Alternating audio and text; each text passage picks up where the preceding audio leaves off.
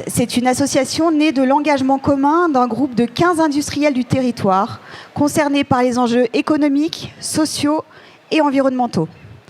Je vais les citer, ces 15 qui étaient là à l'initiative: Bontaz, Bosch, Bucci Industries, Clufix, Decorec, Gaston Perrola, Gouvernon, HBP, Inventis, La Précision Industrie, Nicomatic, NTN SNR, Pfeiffer Vacuum, Pracartis et Stobli. L'association, elle est gouvernée de façon collective et indépendante par ses 15 membres fondateurs. Et sa mission, engager les entreprises en intelligence collective afin de capter la valeur créée par les mutations sociétales et environnementales. Aujourd'hui, c'est déjà plus de 50 adhérents qui pensent collectivement pour faire face aux enjeux stratégiques pour l'avenir. Et un des piliers de leur action, ce sont les ressources. Trouver ensemble des process de production innovants avec une utilisation optimale des ressources de notre planète. Et c'est le sujet de cet événement, l'évolution de l'industrie face à la raréfaction des matières. Pour y répondre, FIPS propose un rendez-vous en 3 temps. Le premier temps, ce sera d'abord le temps du constat. De quoi parle-t-on? Qu'est-ce qu'on consomme? Et de plus en plus. Peut-on mettre tous les métaux dans le même sac? Voitures électriques, ordinateurs ou smartphones? Quel est l'impact des transitions énergétiques et numériques sur notre consommation? L'épuisement est-il à craindre? Pour répondre à ces questions, c'est Florian Fizen, qui est maître de conférence à l'Université Savoie-Mont-Blanc et chercheur à l'IREJ, voilà, qui nous fait le plaisir d'éclairer ce sujet. Et puis ensuite, on parlera action. Que font les entreprises du territoire? Comment? Donc avec une belle table ronde, je vous laisserai découvrir nos invités. Et ensuite, place à vos questions. Florian, je te laisse la suite. Merci beaucoup. Écoutez, je suis ravi d'être parmi vous aujourd'hui. C'est un vrai grand plaisir de pouvoir vous parler de ce sujet qui occupe mon temps de recherche depuis une quinzaine d'années. Je remercie d'ailleurs les organisateurs pour leur invitation. Alors aujourd'hui, on va parler un petit peu de raréfaction des matières premières. Alors moi, mon champ plus spécifique, c'est celui des métaux, donc c'est ce que je vais parler en priorité. Quand les organisateurs ils m'ont invité à venir parler sur cette question de la disponibilité, de la pénurie de matières premières, j'étais ravi, mais je lui dis, est-ce que vous avez 8 heures à me consacrer? Parce que c'est un sujet très large. Alors évidemment, on n'a pas 8 heures, donc je vais faire un survol, mais je vais quand même vous parler de thématiques qui sont importantes sur le sujet. On va parler de transition énergétique, on va parler de transition numérique, et puis je vais vous parler peut-être du long terme, c'est-à-dire vraiment de la tendance générale, ce qu'on observe sur les métaux. Alors, ces inquiétudes, aujourd'hui, et un intervenant qui me parlait d'alignement des planètes, elles sont très importantes. En tout cas, si ce n'est pas de l'inquiétude, en tout cas, c'est quand même un intérêt qui est très marqué pour la question de la disponibilité des métaux, de la raréfaction plus large des matières premières. Mais en fait, ce qu'il faut voir déjà, c'est le temps long. Moi, je m'intéresse beaucoup au temps long, donc j'ai des données sur 200 ans à peu près. C'est des inquiétudes qu'on observe dans l'histoire qui peuvent être récurrentes, mais qui apparaissent et disparaissent au fur et à mesure des cycles de prix. C'est-à-dire que grosso modo, quand les prix augmentent, on a tendance à s'inquiéter pour cette disponibilité, puis quand les prix rebaissent, finalement, on met ça de côté jusqu'à la prochaine crise. Alors, juste pour vous en convaincre, vous avez ici en fait une citation de la présidente Material Policy Commission, qui est en fait une commission qui a été désignée par le président Truman à la sortie de la Deuxième Guerre mondiale. Et simplement, j'ai traduit le petit passage d'introduction, mais je le trouvais extrêmement percutant. Déjà à l'époque, les États-Unis avaient une véritable inquiétude pour sécuriser leur approvisionnement en matières premières. Et ce qu'ils constataient, c'est qu'ils disaient, en tant que nation, nous avons toujours été plus intéressés par les scieries que par les semis. Nous avons mis beaucoup plus d'ingénierie dans l'agencement des usines pour couper les métaux que dans les processus d'exploitation minière pour les produire. Nous pensons aux ressources matérielles en dernier lieu et non pas en premier lieu. Et en fait, c'est vraiment, ça matérialise finalement la question de, ok, on fait de l'activité économique, mais l'activité économique, l'un des premiers intrants, c'est quand même les matières premières, et pourtant on s'y intéresse assez peu, en tout cas uniquement quand on a des problèmes en termes d'approvisionnement. Alors, pour essayer de dénouer les principales questions, je vais faire un plan assez général. Déjà, je vais vous parler un petit peu de la tendance en termes de demande. Donc, je suis un économiste de formation, donc voilà, je regarde toujours la problématique sous l'angle de la demande, sous l'angle de l'offre. Donc, je vais parler déjà des questions de demande, donc notamment les tendances en termes de consommation sur le temps long. Et puis, je vous parlerai aussi, parce que ça se rajoute aujourd'hui, c'est le rôle amplificateur des transitions numériques et énergétiques. On verra de quelle manière, finalement, ça va s'ajouter à cette question de la demande qu'on observe sur le temps long. Et puis ensuite, seulement, j'irai sur la question de la raréfaction, notamment du point de vue de l'offre. Est-ce qu'on peut vraiment parler de raréfaction des métaux ? Et notamment, je parlerai beaucoup de l'épuisement des métaux, parce que c'est un sujet très à la mode depuis 5-6 ans. Voilà, qu'en est-il? Est-ce qu'on peut véritablement s'inquiéter de craintes à très court terme? Au contraire, est-ce qu'on va vers un monde sans limite, comme peut-être le pensent certains? Donc je vais essayer de vous parler un peu du verre à moitié plein et du verre à moitié vide, puisque en fait personne n'a totalement tort ou raison. Donc on parlera un petit peu de ça et je clôturerai là-dessus. Alors déjà, le point de départ, je vais peut-être pas vous refaire tout l'historique, mais c'est la révolution industrielle. C'est à partir de ce moment-là qu'on observe une véritable rupture dans la consommation des matières premières et plus spécifiquement des métaux. Ici, donc c'est un graphique assez simple en réalité, qui vous montre l'évolution depuis le début du 19e siècle. Vous avez l'évolution en indice du produit intérieur brut mondial, de la consommation d'énergie, de la consommation de matières premières agrégées. Et puis j'ai fait un petit focus sur le cuivre, où vous avez également la consommation de cuivre. Bon, vous voyez que tout ça c'est couplé. C'est-à-dire que dès le moment où on a connu la révolution industrielle, en fait, il y a eu un décollage économique qui était associé à un décollage aussi de la population, un décollage démographique. Et la consommation de ressources naturelles, mais aussi de métaux, elle a suivi. Et aujourd'hui, on n'observe pas véritablement de découplage entre les deux. Et c'est bien là tout le problème. Alors, les ordres de grandeur, ils sont importants, on ne s'en rend pas compte, mais le PIB, il a été multiplié par 80 en 200 ans. Et vous voyez que le cuivre, c'est un facteur 1000. Depuis 1800, en 1800, c'était à peu près 15 000 tonnes par an qu'on extrayait au niveau mondial. Maintenant, c'est 22 millions de tonnes. C'est les derniers chiffres de l'Institut de géologie américain. Donc cette tendance, on voit qu'elle est, elle est exponentielle. Alors, on ne s'en rend pas compte, mais 22 millions de tonnes, c'est à peu près l'extraction cumulé du plus gros gisement de cuivre mondial. Donc vous avez ici Chuquicamata au Chili. C'est une mine à ciel ouvert de 8 km², 850 mètres de profondeur qu'on exploite depuis le début du 20e. Et bien, si vous faites l'extraction cumulée de cette mine premier ordre mondial, ça vous donne ce qu'on extrait par an au niveau mondial. Donc en fait, c'est vraiment, va falloir faire d'énormes trous pour continuer à suivre en fait cette logique exponentielle, du moins si on suit la tendance présente. Alors, ce n'est pas spécifique au cuivre, je ne voudrais pas vous faire imaginer ça. Cette tendance, on l'observe sur la plupart, même la quasi-totalité des matériaux.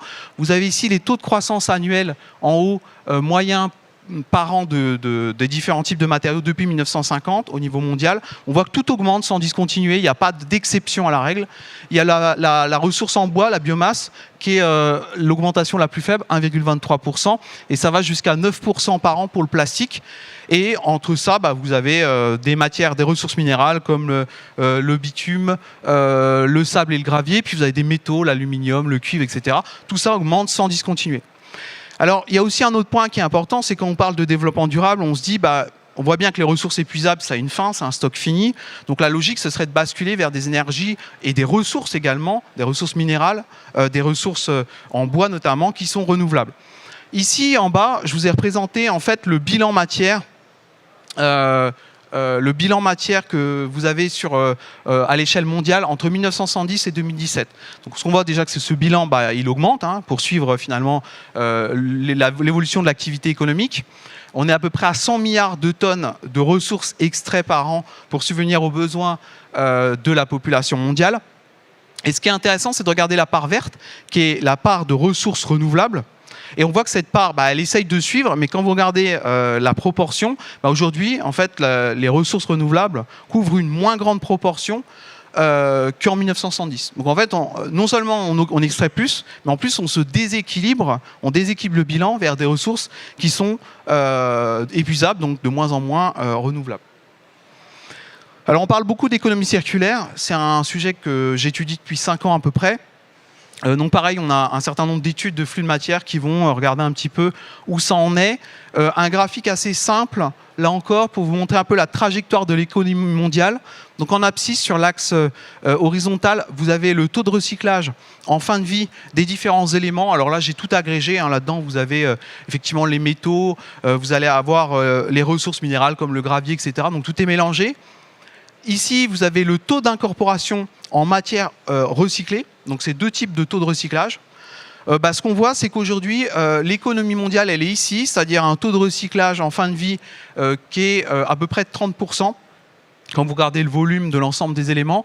Et on est sur un taux d'incorporation, donc une couverture des besoins totaux en termes de demande, qui est de l'ordre de 10%. Et ce qui est intéressant de voir, c'est que non seulement on dépend essentiellement de l'extraction primaire, donc à partir de l'environnement aujourd'hui, donc on est très loin de l'économie circulaire qui est juste là, mais en plus, si je compare par rapport à 1900, en fait, on est dans une économie qui est moins circulaire que ne l'était l'économie mondiale au début du XXe. Donc on voit qu'il y a un véritable effort à fournir pour rattraper le niveau de 1900. Mais on voit que l'effort à fournir pour arriver sur une économie qui serait 100% circulaire, donc qui bouclerait sur elle-même, l'effort il est vraiment gigantesque. Ça demanderait une multiplication par 3 du taux de recyclage en fin de vie des éléments et une multiplication par 9 du taux d'incorporation de matières recyclées dans finalement la production.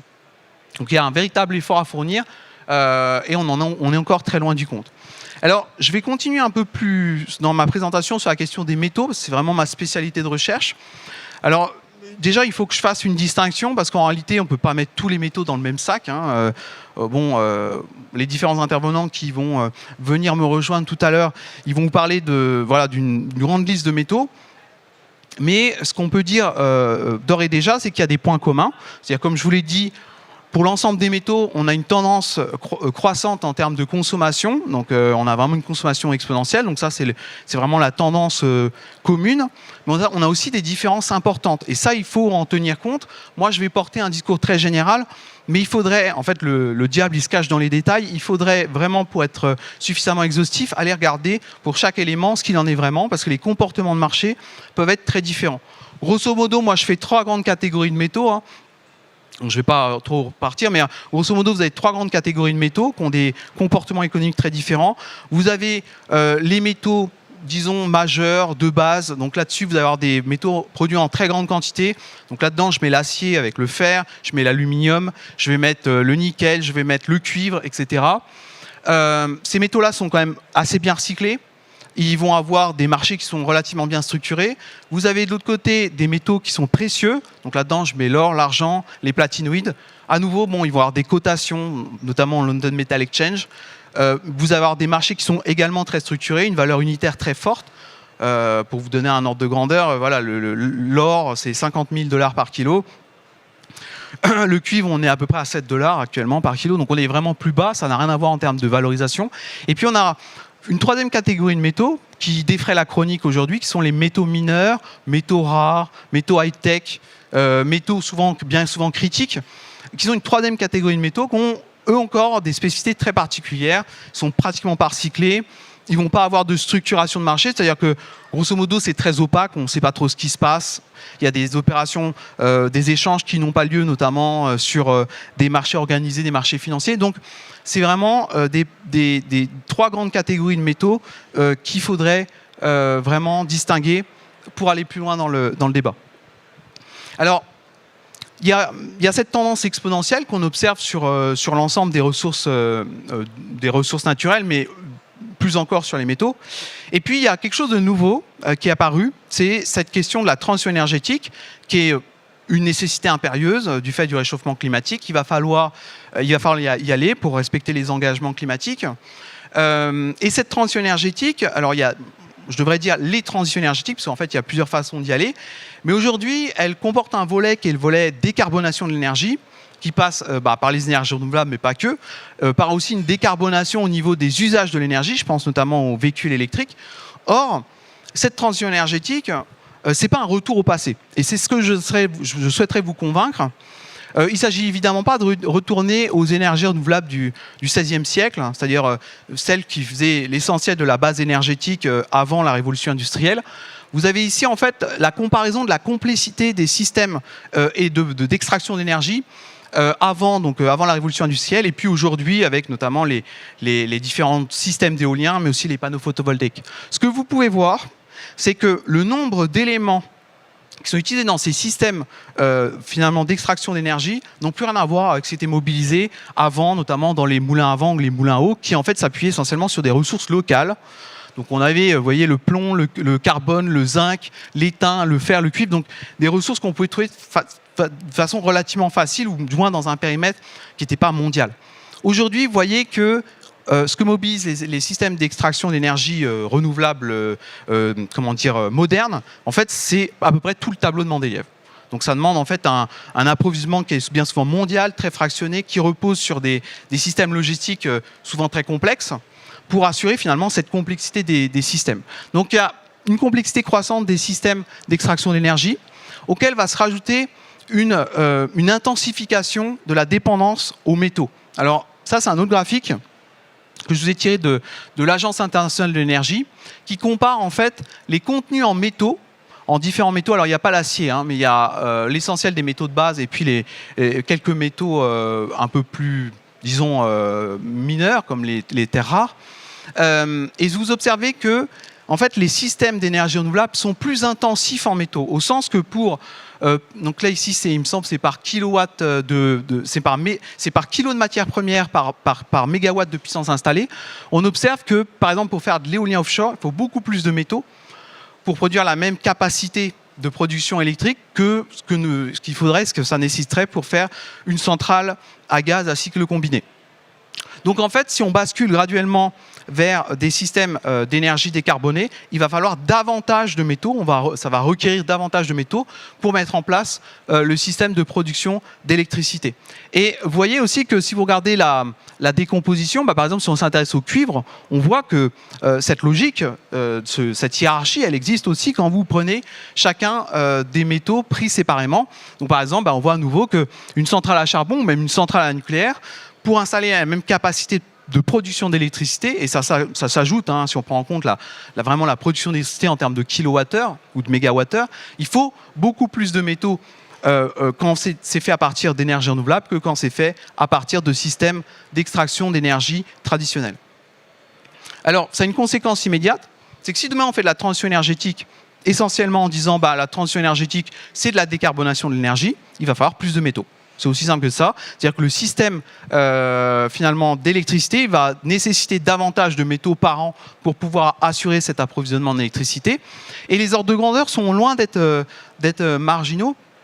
Vous avez ici l'augmentation, alors c'est les barres en bleu pour les différents éléments, l'augmentation à production d'électricité constante de 2016. Donc on voit que pour le fer, c'est plus 23% de fer qui va être consommé par le système d'électricité mondiale si on transitionne vers du 100% renouvelable. Et on voit évidemment que ça peut être très différent. Par exemple, le tellure ou le tantal, c'est des ordres de grandeur qui sont beaucoup plus importants. C'est des facteurs 12 ou 13 de la consommation qui va être absorbée en plus par le système d'électricité mondiale. Alors évidemment, ça c'est à besoin d'électricité constant. D'ici 2050, on ne va pas consommer la même quantité d'électricité parce que, d'une part, on a des pays émergents qui vont consommer plus d'électricité pour assurer leurs besoins, mais aussi parce que nous, dans nos pays, on va électrifier un certain nombre d'usages de l'énergie, notamment je pense au transport, et donc tout ça va réclamer plus d'électricité. Donc cette fois-ci, il faudrait lire les différentes barres en rouge, donc on voit que ça va encore décupler la consommation de métaux pour le système de production d'électricité. Alors, cette consommation accrue qui est nécessaire pour la transition énergétique, cette consommation accrue de métaux, elle ne se limite pas à la production d'électricité. Elle se limite, on peut la généraliser aux nouveaux usages décarbonés de l'énergie et le transport en tête. Alors ce qui est intéressant, c'est qu'aujourd'hui, il y a une véritable mue du système, des équipementiers automobiles et des vendeurs finalement de véhicules individuels. Et ils proposent maintenant sur leur catalogue à la fois la version thermique et la version électrique. Donc ça nous permet de faire des comparaisons vraiment toutes choses égales par ailleurs. Donc je vous ai mis les équivalents en termes de poids des différents types de véhicules. Donc la Peugeot 208 en version thermique, c'est 1 tonne. En version électrique, c'est 1,5 tonne. Donc on voit qu'il y a une inflation du bilan matière. Pour faire la même chose, il faut 50% de matière en plus. Donc il faut évidemment extraire ces ressources minérales supplémentaires. Notez qu'il va falloir, ça va aussi entraîner une inflation de la consommation énergétique, parce que les lois de la physique font que quand vous faites déplacer un véhicule plus lourd, toute chose égale par ailleurs, ça va consommer plus d'énergie. Donc si on a des véhicules qui sont plus lourds, on va consommer plus d'énergie. Et puis on voit aussi, si vous vous intéressez aux détails, à nouveau que ces véhicules électriques, ils vont consommer plus de métaux que des véhicules traditionnels thermiques. Et notamment, à nouveau, on retrouve plus de cuivre, ça va être plus de lithium évidemment, ça va être aussi plus de nickel, etc. etc. Et en particulier du fait finalement de la batterie électrique nécessaire pour ces véhicules électriques. Alors, est-ce qu'on va avoir suffisamment de lithium? Est-ce qu'on va avoir suffisamment de cuivre pour finalement réaliser cette transition énergétique? La question n'est pas forcément la bonne. Je vais essayer de vous en convaincre avec ce deuxième graphique, qui est un calcul, c'est quelque chose qui a été publié dans une revue de l'électronique et de l'électricité. En fait, l'idée, c'est pas tellement qu'on va pas avoir des ressources disponibles, parce que les stocks identifiés, accessibles économiquement et connus des géologues, ils sont suffisants, notamment, je pense, au lithium, pour électrifier l'ensemble du stock mondial de véhicules. Par contre, il y a un problème de dynamique. C'est-à-dire que c'est pas tout d'avoir les réserves, il faut que les capacités minières elles soient capables d'extraire à la vitesse où on va électrifier finalement le parc mondial d'auto. Alors pour vous montrer, ça c'est l'extraction de lithium depuis 2000. Donc on est parti à peu près de 15 000 tonnes de lithium dans les années 2000. Aujourd'hui c'est 180 000 tonnes qu'on extrait de lithium. Et ici, vous avez les extrapolations à différents taux de croissance. Ça, c'est le taux de croissance actuel. C'est 22% par an. C'est-à-dire que la production de lithium, elle augmente de 22% par an. C'est sans commune mesure par rapport à ce qu'on observe dans le cuivre, par exemple. On ouvre vraiment des mines de lithium et on essaye d'augmenter les capacités minières des mines existantes vraiment tout azimut. Et ça, c'est la tendance de fond de long terme, de 4% par an. Ici, ce que je vous ai représenté en carré, c'est l'électrification immédiate de l'ensemble des ventes des véhicules au niveau mondial. Donc je ne vous parle pas du stock, je vous parle juste des nouvelles ventes de véhicules. Si demain on dit aujourd'hui on ne fait plus que du véhicule électrique, et en fait on n'est pas capable de subvenir à la demande associée à ces véhicules électriques. Et vous voyez que si vous regardez 2030, c'est pareil, on ne sera probablement pas bon en termes de dynamique. C'est-à-dire que on est un peu contraint dans la transition énergétique à ne pas le faire trop vite, tout simplement parce qu'on n'a pas les capacités minières pour le faire. Donc ce n'est pas une question de stock. On a les stocks qui sont identifiés, mais c'est une capacité à pouvoir ouvrir des nouvelles mines ou à équiper les mines actuelles de capacités supplémentaires pour extraire plus de métaux pour cette transition énergétique. Alors, le truc, c'est qu'il n'y a pas que la transition énergétique, se rajoute aussi la transition numérique. Et cette transition numérique, elle va malheureusement s'additionner à la transition énergétique. C'est qu'aujourd'hui, les différentes nouvelles technologies de l'information et de la communication, elles ont aussi un recours à la fois plus accru aux métaux, mais surtout, à nouveau, on retrouve cette complexité croissante. Quand vous regardez les métaux de la microélectronique dans les années 80, donc c'est un graphique qui est assez connu, que j'ai tiré notamment d'un rapport de l'Assemblée nationale, et que vous le comparez à les métaux qui sont utilisés dans les cartes électroniques dans les années 2000, vous voyez que c'est vraiment très très frappant. On mobilise aujourd'hui à nouveau aussi tout le tableau de Mendeleïev. Donc ça veut dire qu'en fait notre microélectronique elle est extrêmement dépendante en fait d'un flux logistique et d'une extraction mondiale qui est vraiment très complexe et qui dépend d'énormément de pays. Les choses ne vont pas forcément dans le bon sens. Ici, c'est pour vous montrer en fait l'évolution des équipements, notamment on pense au smartphone, qui est vraiment un exemple emblématique. Dans un premier temps, le smartphone, il a diminué en taille et en poids. Mais depuis les années 2000, ce qu'on voit, c'est que on va dans le mauvais sens. C'est un peu comme les SUV dans le secteur de l'automobile. On a un accroissement du poids finalement des smartphones qui vont alourdir à nouveau le bilan matière. Ces NTIC, elles peuvent représenter une fraction très importante de la demande totale adressée à certains types de métaux. Alors, ce n'est pas le cuivre, évidemment, mais par contre, si vous regardez les métaux un peu exotiques dont je vous ai parlé, les fameux métaux mineurs, vous voyez que, par exemple, l'indium, ce qui est utilisé notamment dans les différents écrans plats, dans nos écrans de smartphone, etc., eh bien, les NTIC, c'est plus de 90% de la demande adressée finalement à l'indium. Donc, ça peut représenter une part non négligeable de la demande adressée à certains marchés de métaux. Et malheureusement, il y a peut-être même un recouvrement de ces deux types de transitions. Parce que par exemple, quand on parle de smart grid, donc tous ces réseaux connectés pour essayer de faire en sorte que les énergies renouvelables qui sont intermittentes, ça pose des problèmes de stockage, etc. On invente des smart grids pour faire en sorte, notamment au niveau de l'électricité, que l'offre elle puisse vraiment couvrir la demande en tout temps et à tout moment. Ces smart grids, ça va reposer beaucoup sur des capacités de calcul, sur de l'électronique, etc. Donc, ça va demander à nouveau un recours accru aux métaux. Alors, la première question qu'on peut se poser, c'est est-ce que, comme dans le cas du pétrole, est-ce qu'on va avoir des idées? Est-ce qu'on a des ressources en Europe? Et ça, c'est un autre graphique que j'ai tiré d'un ouvrage que j'ai publié en 2015, où je me suis regardé un petit peu pour voir un peu quels étaient les grands gagnants et les grands perdants de la transition énergétique. Et ça vous représente en abscisse, sur l'axe horizontal, vous avez la part de chaque pays qui est détenue dans les réserves mondiales en valeur des métaux. Donc là-dedans, j'agrège tout. La valeur des réserves de fer, de cuivre, des métaux mineurs, etc. Et je regarde un peu quelle est la distribution de la part qui est détenue par chaque pays au niveau mondial. Et je mets en comparaison en ordonnée, c'est-à-dire sur l'axe vertical, ce qui est détenu par chaque pays dans les réserves en hydrocarbures. Et ce que vous observez finalement, c'est qu'il y a trois grandes catégories de pays. Vous avez ces pays qui sont là, c'est-à-dire qui captent une très faible partie des réserves mondiales de métaux en valeur, mais par contre qui ont une part importante potentiellement des réserves d'hydrocarbures. Donc là-dedans, vous avez les pays de l'OPEP, mais pas que, vous avez aussi le Canada par exemple. Et ces pays-là, en fait, ils freinent des cas de fer pour la transition énergétique. Ils n'en veulent pas parce que ça va stériliser de la valeur en sol de leurs ressources. On sait qu'on ne pourra pas utiliser toutes les réserves de pétrole, de charbon, etc. parce que ça va flinguer le climat. Donc ces pays-là, ils ont tout intérêt à freiner la transition parce que c'est de la destruction de valeur pour eux. Ici, par contre, ces pays-là, ils n'ont pas d'hydrocarbures ou très peu. Ils ne font pas le jeu de la scène énergétique mondiale. Par contre, ils ont les ressources clés pour construire les systèmes d'énergie renouvelable de demain. Et donc, eux, par contre, ils ont un vrai intérêt. Et vous voyez, la Chine est très bien placée. C'est le premier acteur mondial. Il est incontournable sur la scène des métaux. Et là, je peux parler des métaux de base, je peux parler des métaux mineurs, je peux parler des métaux précieux.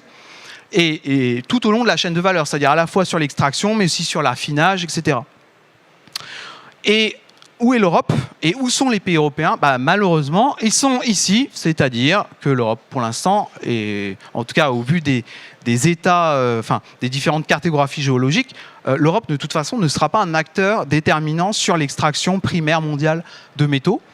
Donc comme pour les hydrocarbures, on n'a pas de pétrole, mais on n'a pas vraiment de métaux, et donc il va falloir avoir des idées très probablement.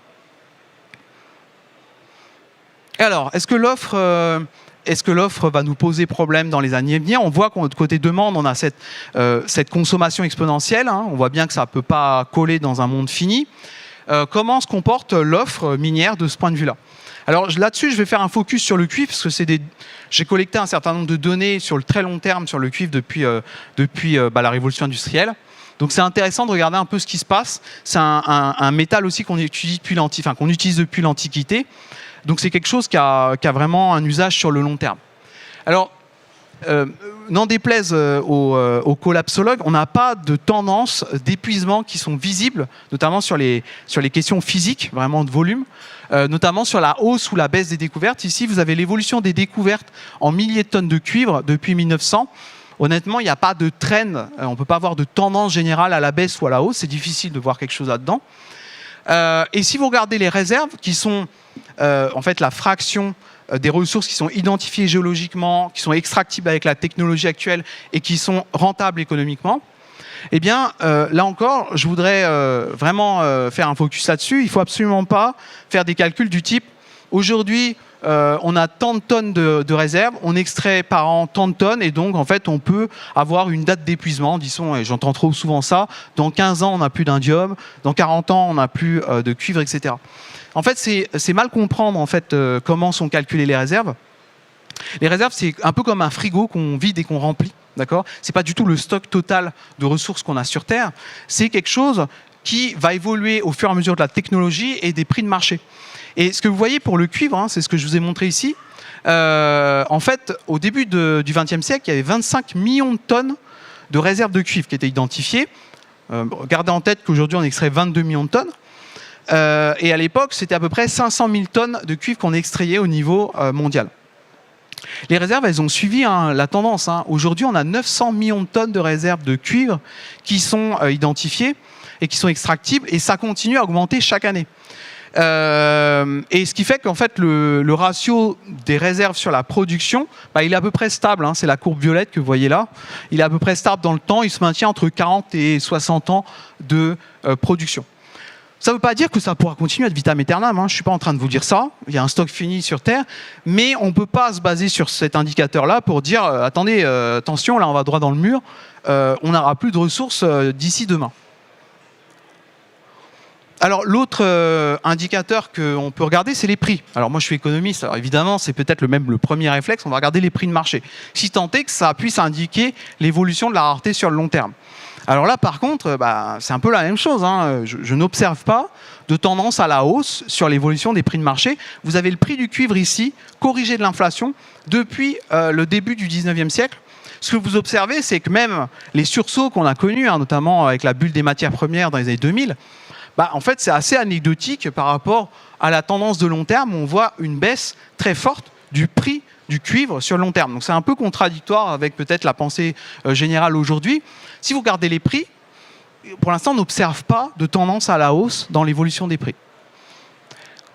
Et pourtant, il y a un autre fait, cette fois-ci plutôt d'ingénierie minérale, de géologie, qui semble contradictoire, c'est que nos gisements s'épuisent.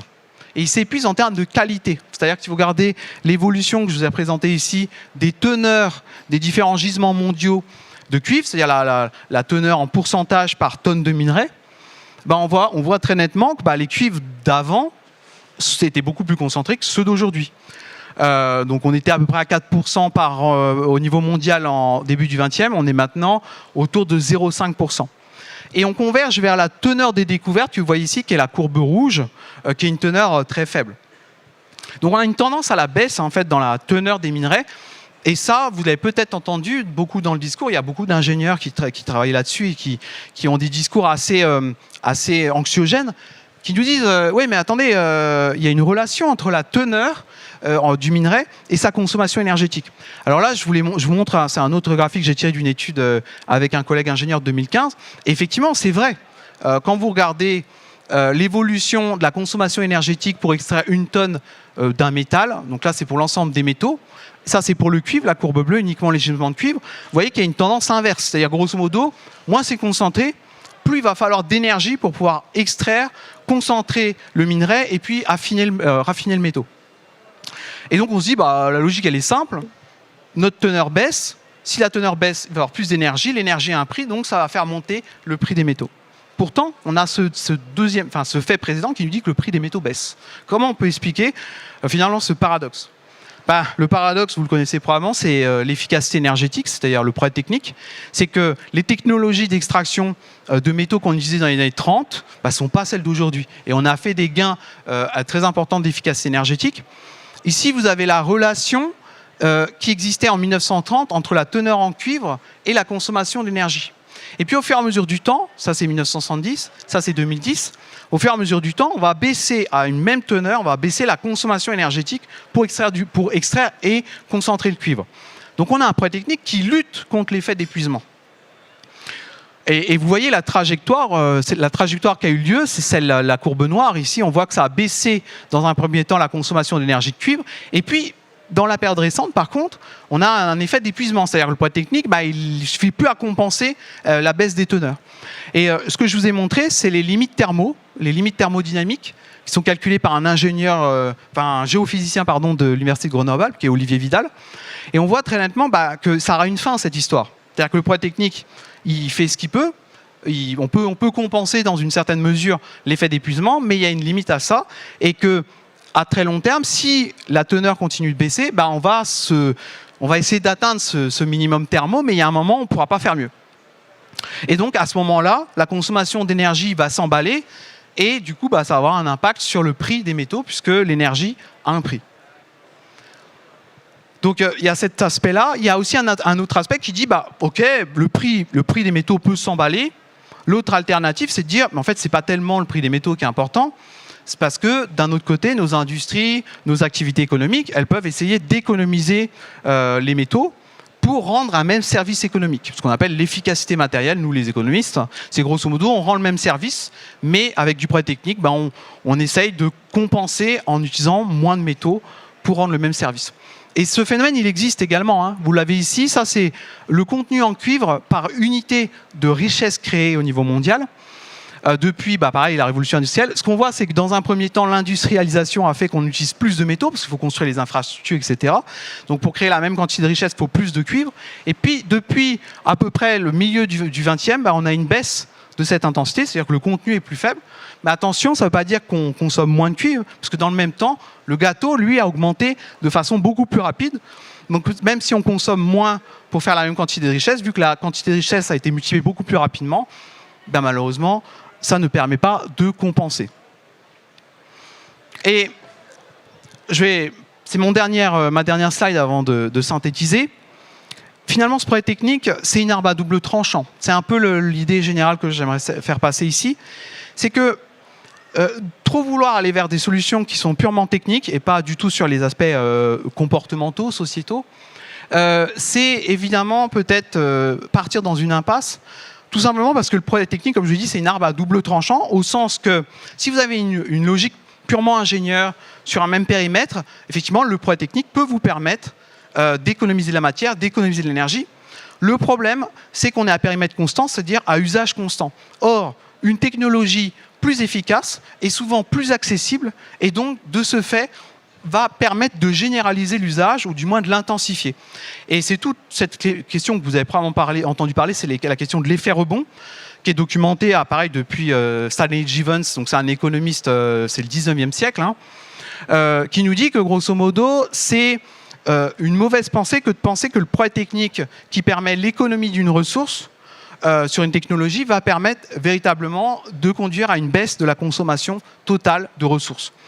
Lui, il l'avait regardé pour le charbon, mais moi, je vous ai pris un exemple encore plus emblématique, qui est celui du silicium dans l'informatique. Alors, l'informatique, en général, les gens qui croient en la corne d'abondance, qui disent finalement que l'inventité humaine, elle est sans limite, ils nous parlent de cet exemple-là, parce que c'est la loi de Moore, vous connaissez peut-être cette loi, qui dit que, en fait, tous les 2 ans, la taille des microprocesseurs est divisée par 2.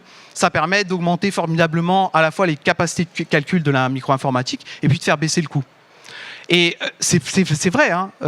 Pour vous donner une idée, la quantité de silicium requise par unité de calcul, donc l'unité de calcul, c'est ce qui nous sert dans notre quotidien grâce avec l'informatique, donc c'est un service économique qui est rendu, eh bien la quantité de silicium entre les années 80 et aujourd'hui, elle a été divisée par 10 millions.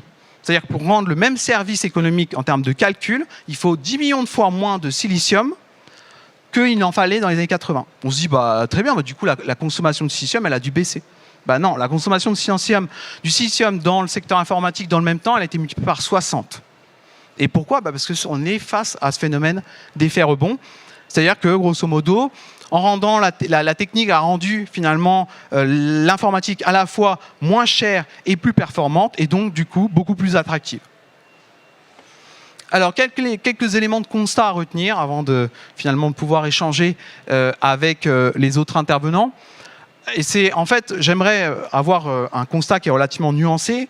Personne n'a totalement tort ou totalement raison, mais en tout cas, du côté de la demande, c'est plutôt le verre à moitié vide. C'est-à-dire que jusqu'à maintenant, on n'observe pas de découplage entre la croissance économique et la consommation de ressources naturelles et plus encore de métaux. Et en plus de ça, on va y rajouter une logique, une superposition de la transition énergétique et de la transition numérique qui vont rajouter des besoins supplémentaires, au moins à court et moyen terme, qu'il va falloir assurer.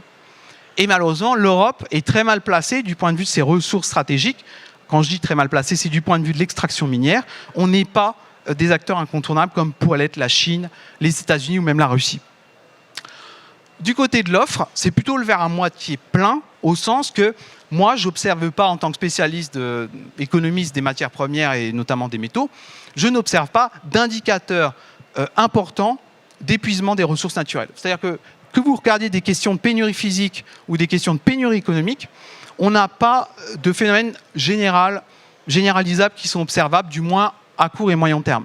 Le long terme, il peut se passer plein de choses, mais pour que ça se passe notamment on parle beaucoup d'effondrement, il faut un certain nombre d'hypothèses qui soient vérifiées. Pour l'instant, on n'est pas capable de dire que ces hypothèses seront vérifiées. Et notamment, il y a cet effet de Polytechnique dont je vous ai parlé, qui est beaucoup mis en avant par ceux qui croient en la corne d'abondance, c'est de dire finalement, le Polytechnique suffira toujours à compenser. Alors certes, il a compensé par le passé, mais ça ne veut pas dire qu'il compensera dans le futur. Et notamment parce qu'on voit bien qu'il y a des limites physiques sur ce qu'on peut faire. On peut dématérialiser cette table, mais jusqu'à un certain point, il faut quand même un support physique pour assurer finalement le service économique qui est rendu par cette table, qui est de soutenir finalement la télécommande. Donc voilà, il faut vraiment avoir tout ça en cause. Et c'est pour ça que moi, je plaide beaucoup à la fois pour un élargissement des connaissances au grand public, mais surtout un échange interdisciplinaire. Parce qu'il y a des choses qu'on peut voir sous certains angles, mais il y a souvent des angles morts très importants qu'on ne peut pas observer si on se limite à sa seule discipline. Donc d'où l'importance finalement d'avoir un débat important au sein de la société sur ces questions-là. Merci beaucoup pour votre attention. Merci à toi, Florian.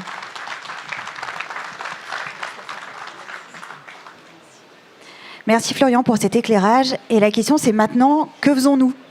Je vais me mettre là. Maintenant, que faisons-nous? Que font les entreprises du territoire?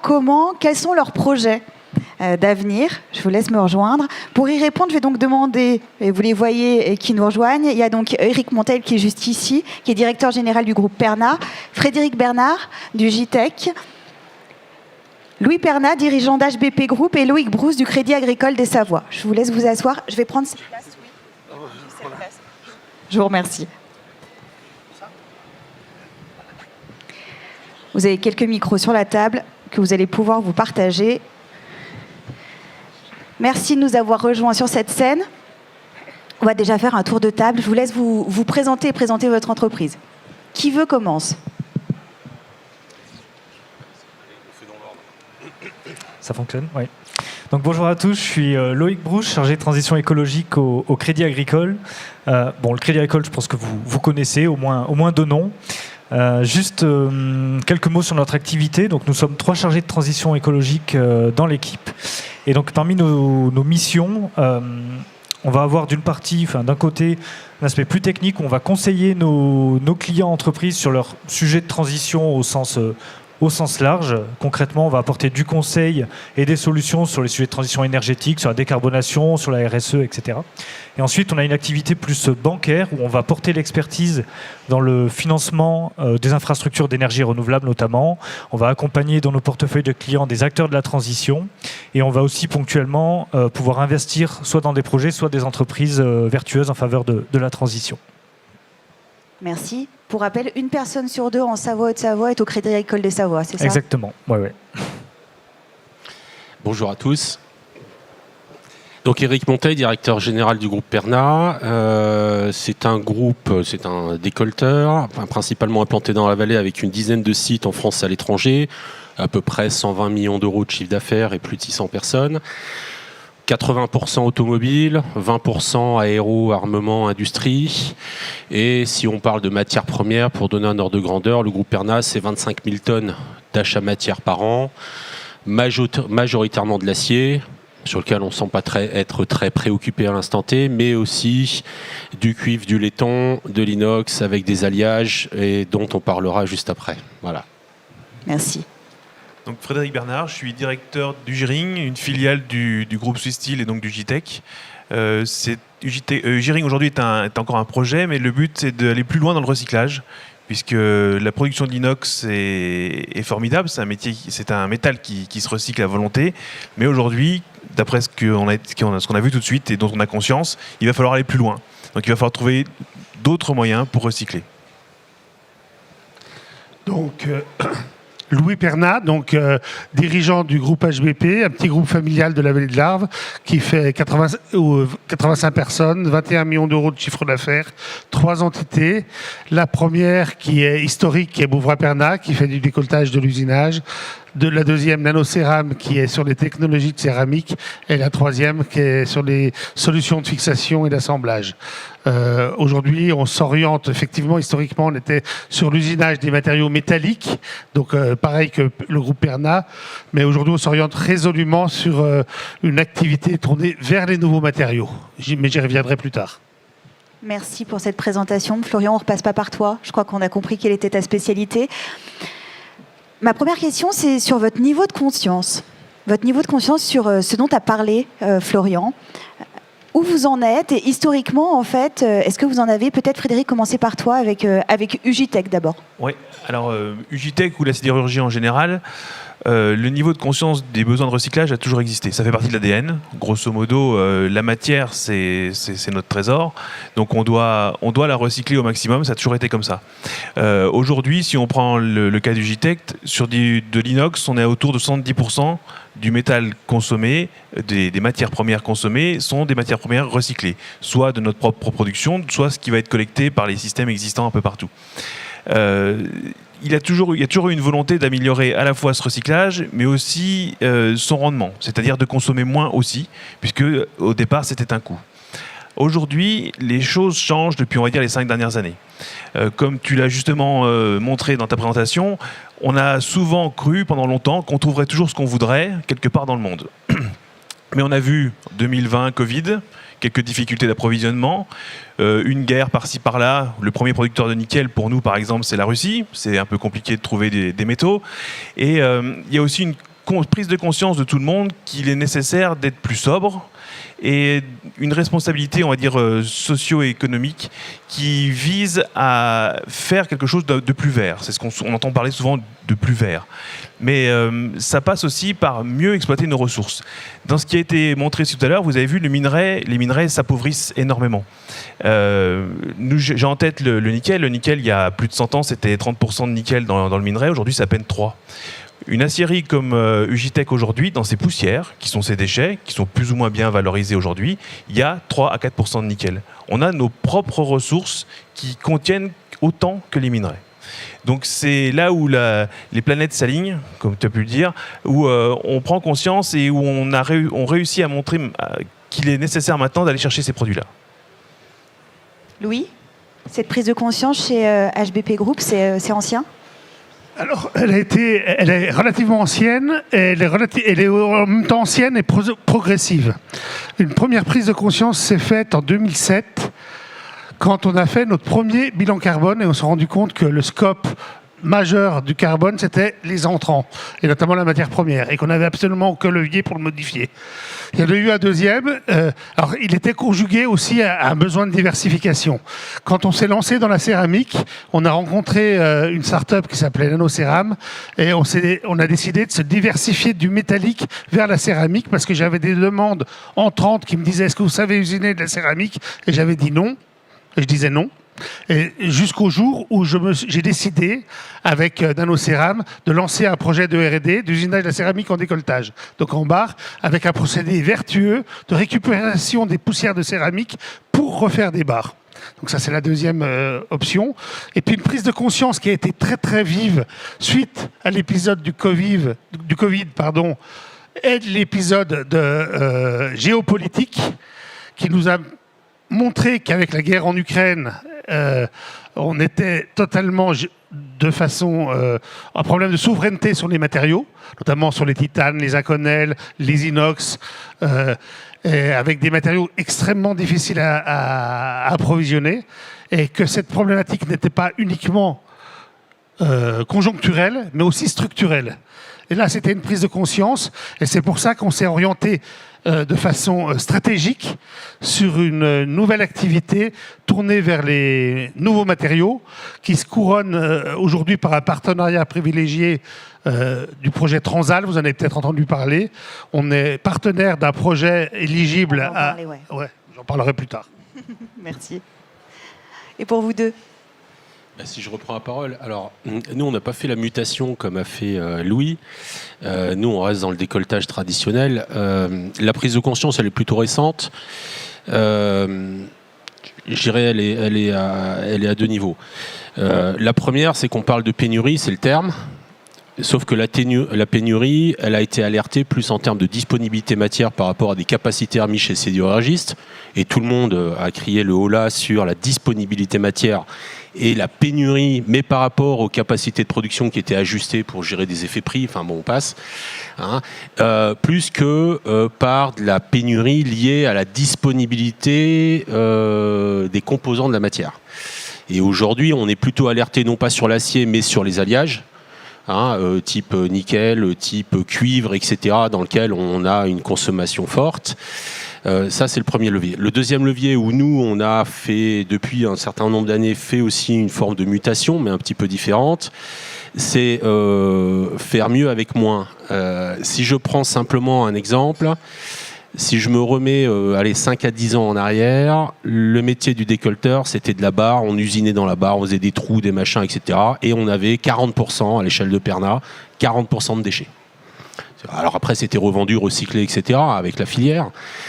Aujourd'hui, on est tombé à moins de 20% par rapport à de la mutation sur lequel on est sur du tube, on est sur des ébauches forgées, sur du slim fit, c'est-à-dire qu'on ajuste au mieux de par les technologies machines pour avoir, réduire nos diamètres, réduire ou complexifier les pièces pour en faire une à la place de 2 ou de 3, et on est plus dans cette mutation-là.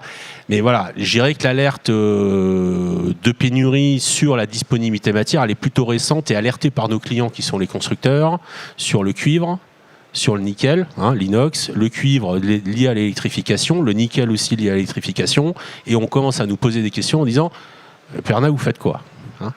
Donc là, on essaye de trouver des solutions, mais c'est un peu compliqué quand même. Merci. Et de notre côté, la connaissance de ces enjeux-là, elle est finalement assez macro. Donc on sait qu'il y aura, alors certes à moyen long terme probablement un sujet sur la disponibilité physique de la ressource, mais nous c'est surtout au niveau de la compétitivité de nos entreprises qu'on a conscience de ces enjeux-là, pour toutes les raisons qui ont été citées juste avant, sur la position de l'Europe d'un point de vue géopolitique, sur l'accompagnement de la transition, etc. Donc en fait, pourquoi nous on regarde aussi ces enjeux et ça nous intéresse, c'est que finalement la pérennité de notre activité, c'est aussi la pérennité de l'activité de nos clients. Et donc, nous, on est finalement un petit peu quelque part partie prenante dans ces sujets, ou en tout cas on fait partie du même écosystème. Et donc c'est important pour nous déjà de connaître ces enjeux, de les intégrer et aussi d'apporter des solutions et d'accompagner nos clients sur ces enjeux-là. Merci. Florian, pour toi, les actions qui peuvent être mises en place à l'échelle de ces entreprises, c'est quoi ? Pour ça, je pense que c'est important de revenir sur la logique d'économie circulaire. C'est un terme qu'on emploie de plus en plus, un peu comme celui de terme de développement durable. Le truc, c'est que c'est un peu un mot fourre-tout, un mot valise où les gens mettent des choses très différentes en fait derrière le terme d'économie circulaire. Alors je vais parler des différents leviers d'action et je vais en parler par ordre croissant d'importance. C'est-à-dire, je parlais du moins important vers le plus important.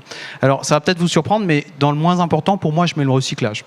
Alors le recyclage, effectivement, pour boucler la boucle, il va falloir du recyclage. Et là, pour le coup, vous interrogez, qu'ils soient connaisseurs ou pas de l'économie circulaire, vous interrogez les gens sur ce que c'est que l'économie circulaire, ils vont parler du recyclage. Et ça, vraiment, c'est l'incontournable. On parlera du recyclage des chutes de production, les new scrap, ou même des recyclages en fin de vie, c'est-à-dire des produits en fin de vie. Effectivement, c'est quelque chose qui existe, et notamment sur les métaux de base et les métaux précieux. On fait ça depuis longtemps. On a des taux qui ne sont pas parfaits, mais qui avoisinent entre 40 et 50% au niveau mondial. Donc on fait ça relativement bien. On peut encore faire mieux. Voilà, mais ce que je voudrais faire, il y a un point important qu'il faut retenir, c'est que tant qu'on a cette logique croissante de consommation derrière, le recyclage ne peut pas boucler. Quand bien même on arrivera à 100% de taux de recyclage en fin de vie, en fait, du fait de cette logique croissante et du temps de passage de la matière dans l'économie, c'est-à-dire que ce qu'on a consommé il y a 10 ans, même si on arrive à le récupérer en totalité, si on suit cette logique de croissance des volumes, on n'est pas capable de couvrir la demande d'aujourd'hui qui, elle, est plus importante. Et donc ce recyclage, il est indispensable, c'est une condition nécessaire, mais pas suffisante de l'économie circulaire. C'est pour ça qu'il faut aller plus loin et penser aux autres leviers d'action qui sont bien souvent complètement mis de côté. Déjà, c'est aussi la réutilisation, la réparation des produits. Donc faire toutes les actions, l'économie du partage, on parlera d'économie de la fonctionnalité, il y a plein de formes de nouveaux business models, mais toutes ces nouvelles fonctions ont pour objectif d'accroître la durée de vie des produits et de par ce biais d'accroître la durée de vie de la matière première pour qu'on sorte de ce schéma où on extrait, on utilise ça rapidement et on balance ça dans l'environnement.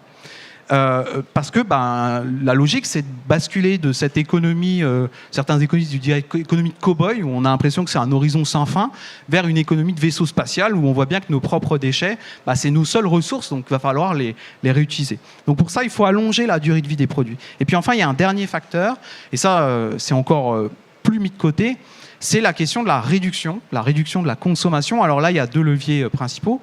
Là, il y a un peu de confusion souvent, et même au sein du gouvernement. M. Macron, des fois, il fait un peu la confusion, notamment, je pense, même sur l'aspect énergétique.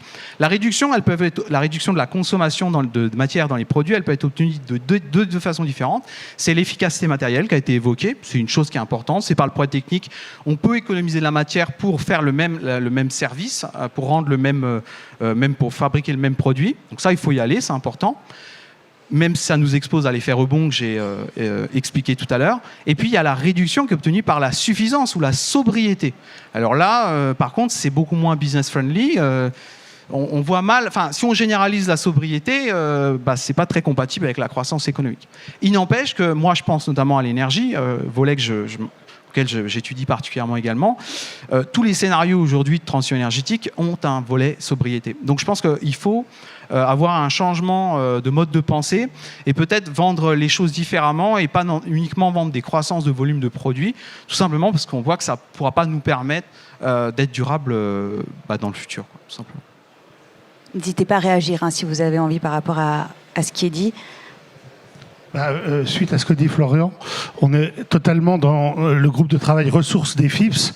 On essaye de travailler sur toutes les ressources, qu'elles soient énergétiques, qu'elles soient ressources matières premières, ressources de l'espace. Comment on peut optimiser tout ça sans forcément les multiplier, toujours dans une phase de croissance à l'infini, parce qu'on sait qu'elles sont finalement, peut-être que les ressources de mon voisin peuvent être justement mutualisées avec les miennes dans certains cas. Donc on travaille sur ces sujets-là au sein du groupe de travail ressources dans les FIPS, et c'est tout à fait dans l'air du temps. Je voulais rebondir aussi sur le fait de non-obsolescence programmée. C'est-à-dire qu'aujourd'hui, on peut avoir aussi, parce que c'est vrai que c'était aussi dans l'air du temps d'avoir de l'obsolescence programmée des produits, et c'est vrai qu'il y a aujourd'hui des produits, notamment en éco-conception, qu'on pourrait... Durable au vrai sens du terme. Et aussi des champs d'investigation, en tout cas chez nous, sur lesquels on travaille. Alors justement, Louis, est-ce que tu veux nous parler un petit peu de ce que vous faites déjà chez HBP Group ? Alors on fait pas mal de choses. En éco-conception, on s'est rendu compte, par exemple chez Secam, on a conçu des inserts durable, entre guillemets, où on réfléchissait à la fin de vie du produit. Mais on s'est rendu compte, quand on l'a sorti à l'époque, on en vendait point. Aujourd'hui, effectivement, l'air du temps fait qu'aujourd'hui, c'est quelque chose qui est commercialisé. C'est quoi l'air du temps ? C'est-à-dire qu'aujourd'hui, l'air du temps, c'est-à-dire que l'aspect durable, écologique, non-obsolescence des produits est un argument de vente. Les clients sont plus réceptifs à ça. Tout à fait. Et puis aujourd'hui, effectivement, ce que je disais pour nous diversifier du métallique, parce qu'on avait ce problème de non-souveraineté par rapport au problème de la Russie ou d'autres, parce qu'on sait bien que l'Europe, le projet Transal, dont j'ai évoqué tout à l'heure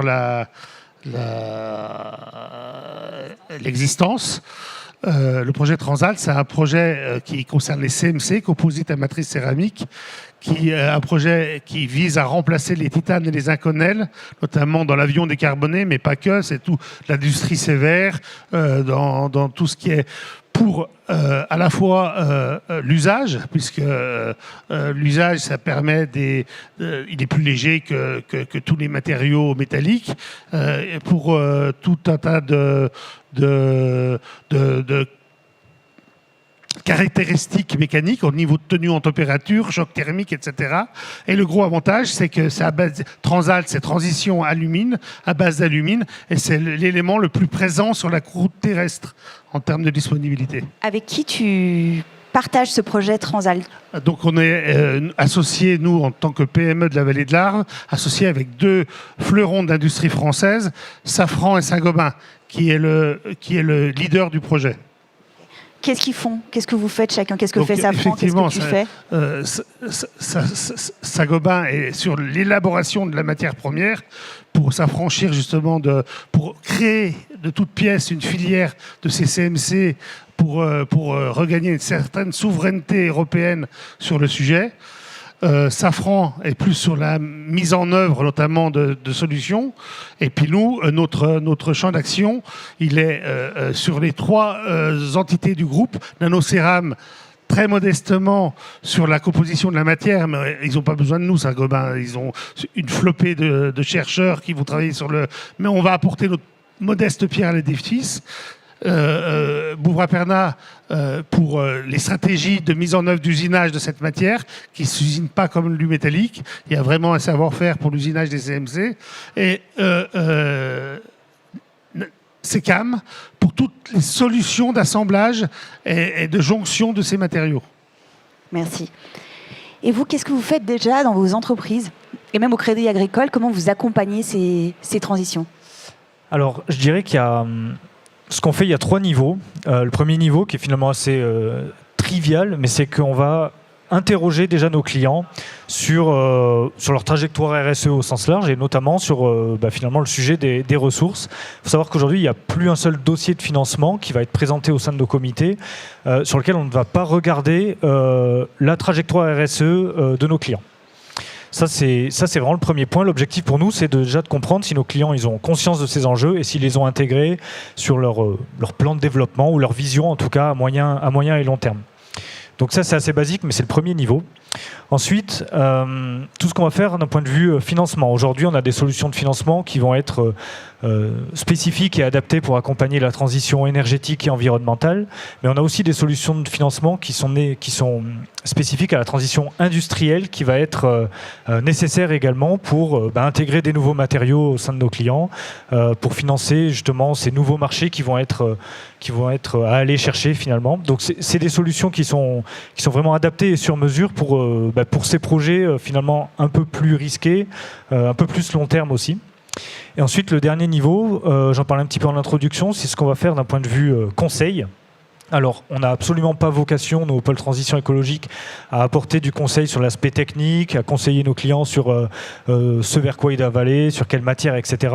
On va plus avoir un rôle finalement de facilitateur. On va être là pour déjà évoquer ces sujets, sensibiliser nos clients sur ces sujets, et puis aussi faire profiter finalement nos clients de tout l'écosystème qu'on va connaître, partager les initiatives qu'on va connaître aussi sur le territoire, faire profiter de notre réseau de partenaires locaux ou nationaux, et aussi potentiellement mettre en avant nos startups qu'on héberge au sein de nos villages, qui travaillent potentiellement sur des solutions techniques innovantes, sur différentes composantes, sur différents sujets, notamment sur l'usinage des matériaux. Donc voilà, finalement un petit peu ces trois aspects. Eric ? Alors nous, c'est ce que j'en parlais tout à l'heure, on est sur l'évolution, je dis faire mieux avec moins. D'accord ? Donc c'est ce qu'on essaye de faire avec la matière première, mais c'est aussi dans un contexte particulier. Alors comme j'ai dit tout à l'heure, nous on est 80% auto. Transition, électrification, à horizon 2030-2035, le nombre de pièces décolletées usinées dans un véhicule, c'est moins 57%. Alors, le poids des véhicules, on l'a vu tout à l'heure, il a plus que doublé, voire il va encore augmenter, mais parce qu'en fait, les produits, les batteries, entre autres, vont remplacer les pièces mécaniques d'aujourd'hui. Donc nous, la composante, elle est, être toujours là dans 5 ans, dans 10 ans, dans 20 ans, d'accord, pour répondre à ça. Mais c'est aussi d'accompagner les clients dans cette transition-là sur les marchés qui vont rester et demeurer aujourd'hui. Alors l'Europe, alors tout n'est pas fini encore, c'est pas la fin du monde. Mais à l'instant T, j'irai sur cette partie-là, c'est faire plus avec moins. C'est ce qu'on a fait sur un certain nombre de pièces acier. Maintenant, si on parle de l'inox et par rapport à l'envolée des prix, alors j'ai bien noté tout à l'heure les différentes courbes, et la potentielle pénurie du nickel attirée par l'électrification. Aujourd'hui, les chantiers qu'on mène, c'est remplacer des pièces inox par des pièces acier, puisqu'on sait que la disponibilité, ou on estime que la disponibilité acier est meilleur, mais dans ce cas-là, avec des traitements de surface, des choses comme ça, qui nous permettent, de répondre aux attentes du client en lieu et en place des pièces inox. Je suis désolé, hein, mais à un moment donné, ça fait partie des questionnements que l'on a de certains de nos clients qui commencent à se poser la question.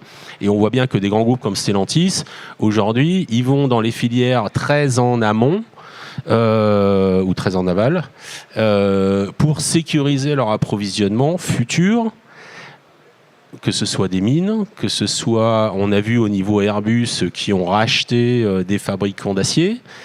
Donc il y a une sécurisation de la filière qui se fait justement pour éviter ces problématiques de pénurie, de mieux maîtriser l'ensemble des choses. Après, nous, au milieu de tout ça, on est un petit acteur, hein, sur lequel on regarde ce qui se passe à gauche, on regarde ce qui se passe à droite, et on essaye de faire notre petit bout de chemin sur les éléments dont je parlais. En ce qui nous concerne, donc pour l'acier inox, comme l'a dit Eric, on en consommera moins, mais c'est pas forcément une mauvaise nouvelle, parce que certes les volumes sont peut-être moindres, mais ceux qui arriveront à se démarquer en proposant des produits qui seront plus adaptés, qui seront moins chargés en CO2, trouveront leur place aussi. Donc on est un petit groupe Swiss Steel, Ugitech, c'était une petite société, on n'est pas un très très gros de la sidérurgie. Combien ? Sur le site d'Ugine, on est un peu plus de 1000 personnes, donc c'est pas non plus ArcelorMittal, quoi. Mais ce qui compte, c'est aussi de se démarquer et de rester. Tout ne passera pas à d'autres matériaux. Et il y a, comme l'a dit, je crois que c'est Louis, il y a une demande à avoir des produits qui soient plus, alors on dit verts, mais c'est abusif, mais des produits qui soient mieux recyclés, mieux conçus. Et comme tout le monde l'a dit aussi, il y a une recherche de sobriété. Donc le recyclage, c'est pas une fin en soi, puisque à un moment donné, il n'y aura pas assez de matière pour recycler. Ça ne bouclera pas. Je veux juste rebondir là-dessus. Tout à l'heure, tu as dit tout le monde est conscient de la sobriété, ou tout le monde est conscient ? Eric l'a dit aussi, la prise de conscience, elle est peut-être plus récente, mais il y a plus en plus de personnes qui en sont conscientes, parce que c'est cher, parce qu'on a du mal à en trouver, donc on cherche des solutions pour moins en consommer. Et mieux le produit vendu complétera ce besoin-là, le mieux on pourra le placer. Nous, ce qu'on fait, on va au-delà du recyclage classique des copeaux, des chutes, de la matière métallique. On va chercher maintenant des oxydes, des hydroxydes, des sulfates, c'est-à-dire une version qui est pas dégradée, mais qui n'est pas utilisable directement dans le cycle de recyclage actuel. Donc l'idée du projet Ugiring pour Ugitech, pour se démarquer sur ces marchés-là, c'est d'arriver à utiliser ces produits non utilisables aujourd'hui dans le cycle classique pour les rendre à nouveau à l'état métallique et les réintroduire dans la production d'inox. Donc ça, c'est l'étape d'après. C'est le projet sur lequel veut se démarquer Ugitech avec... Je voulais rebondir sur une notion de prise de conscience. La prise de conscience, elle vient aussi dans des entreprises des jeunes. C'est bête à dire, mais bon, je suis presque vieux, on va dire ça.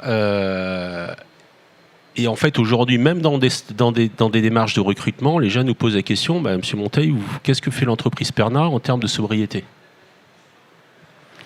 Et ça, c'est des questions qu'on ne se posait pas il y a 5 ans, il y a 10 ans. Hein. Mais jamais personne n'abordait ça. Et aujourd'hui, c'est un élément de recrutement. Et cette prise de conscience, elle vient par le marché, on en a parlé. Mais elle vient aussi par les jeunes qui sont beaucoup plus sensibilisés que nous, un peu anciens, sur ces sujets-là. Donc il faut qu'on se mette au goût du jour. Et ça nous amène à nous poser un certain nombre de questions.